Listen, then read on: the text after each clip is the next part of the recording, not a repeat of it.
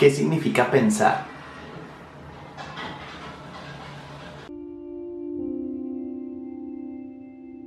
¿No les parece paradójico que siendo supuestamente seres pensantes, esa pregunta de qué significa pensar nos deje así como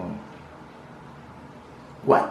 Y es una pregunta que sí es necesario responderse en el marco de un curso de sociología, por ejemplo. Porque si la sociología es una ciencia que nos sirve para pensar la sociedad de manera científica, pues entonces primero necesitamos saber qué es pensar y luego saber específicamente qué sería pensar de manera científica. Una manera práctica de definir qué significa pensar es aterrizarlo a una relación entre quién, un yo o un conocedor, ¿cierto? O sea, yo puede ser usted que está viendo el video, yo que lo estoy haciendo, pero en ambos casos nosotros nos relacionamos con lo que es no yo. En este momento, por ejemplo, yo para usted soy un no yo y usted conoce, está viendo lo que yo le envío y se crea una relación que puede ser de conocimiento. La pregunta es que de ese conocimiento es cierto, que puede ser verificable científicamente y que no. El asunto se vuelve un poco más complejo, porque yo aquí le puedo decir muchas cosas y en general usted cuando piensa se imagina cosas en su mente, hace relaciones. Esa capacidad de relacionar cosas en realidad está presente no solo en los seres humanos, sino incluso en un animal tan básico como una paloma,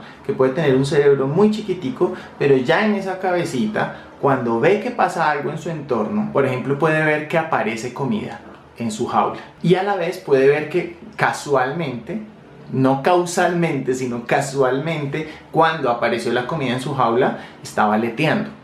Entonces ella puede hacer una relación que la llaman supersticiosa, algunos, en la que establece que, si yo muevo las alas, entonces me va a llegar comida. Entonces termina en ese delirio un poco de la superstición, creyendo que si alza las alas, pues entonces le va a llegar comida, cuando no es verdad, no es un hecho fáctico, no es una evidencia científica que se pueda comprobar causalmente, ¿cierto? Y uno diría, no, pues es que la paloma es un pobre animal. Bueno, nosotros los seres humanos muchas veces, y en especial en sociedades como la nuestra, me refiero a la colombiana o a las latinoamericanas, que todavía apenas estamos entrando a tener unos márgenes de nivel educativo mayor, pues todavía nos cuesta mucho trabajo pensar más allá de la superstición. Entonces tendemos a pensar, sí, pero de manera supersticiosa. Ejemplo, a mí me ha pasado, tengo que superarlo, que alguna vez me dijeron que si uno pasa por debajo de una escalera son 7 años de mala suerte o no sé qué. Y entonces como que uno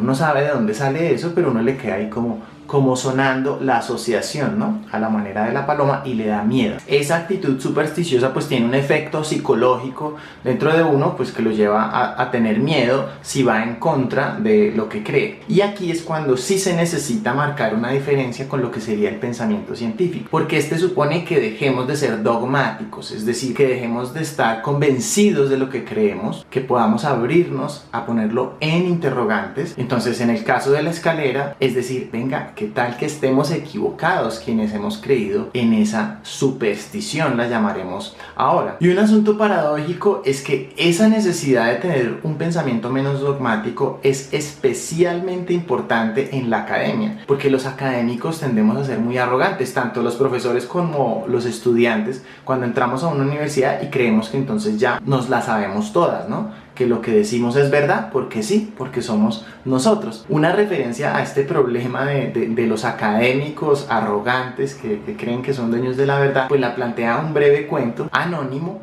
en el que un maestro zen recibe a un profesor universitario que quiere aprender de esta filosofía zen, ¿no? Esta filosofía de autocontemplación, de estar centrado en el aquí y en el ahora. Entonces el maestro lo recibe y lo que hace es sentarlo en su casa, le sirve té en un vaso y el vaso comienza a rebosar, ¿no? Se riega. Entonces el profesor como que sobresaltado le dice, venga, espere, que es que se está regando el té. ¿Por qué lo está haciendo? Y él le dice, es para que veas lo que pasa con tu mente cuando crees que te las sabes todas, ¿no?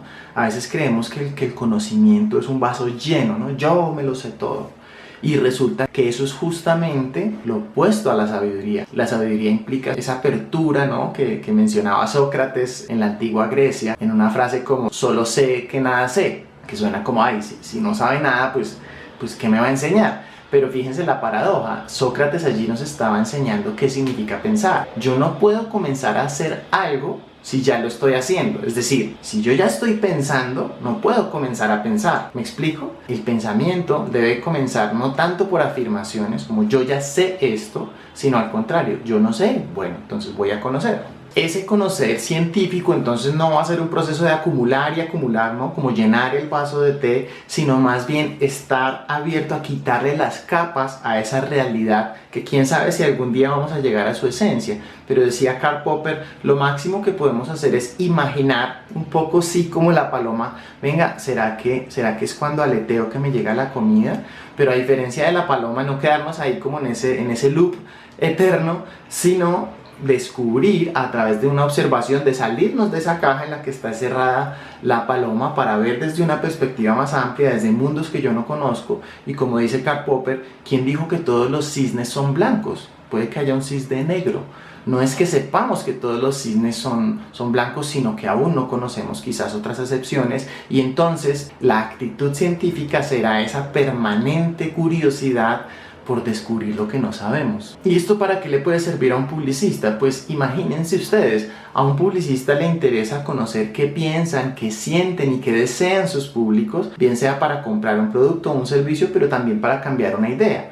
Una idea, por ejemplo, en términos de las creencias que pueda tener una persona para mantener un hábito que le pueda hacer daño. ¿Cuántas creencias puede haber que lleven a una persona a hacerse daño? Pues no sé si sean infinitas, pero sí pueden ser muchas. Entonces, si el publicista pretende pasar a un plano creativo de inventarse campañas publicitarias sin todavía conocer todas las opciones diversas que puede haber de razones por las cuales una persona o un grupo actúa de una u otra manera, pues no va a estar haciendo nada. Obviamente el otro camino es más largo y es más difícil, porque es que es difícil ser humilde, y es difícil también a partir de la humildad decir, bueno, no sé qué método tengo que aplicar, qué entrevistas, qué estadísticas debo consultar para tener evidencias que me permitan con más claridad acercarme a hacer una propuesta, con la paradoja además de que después incluso puede que la campaña sea muy exitosa, pero tras unos años, como la realidad es dinámica, va a cambiar, ¿no? Entonces, aprender a pensar, en este caso en un ámbito como el de la sociología,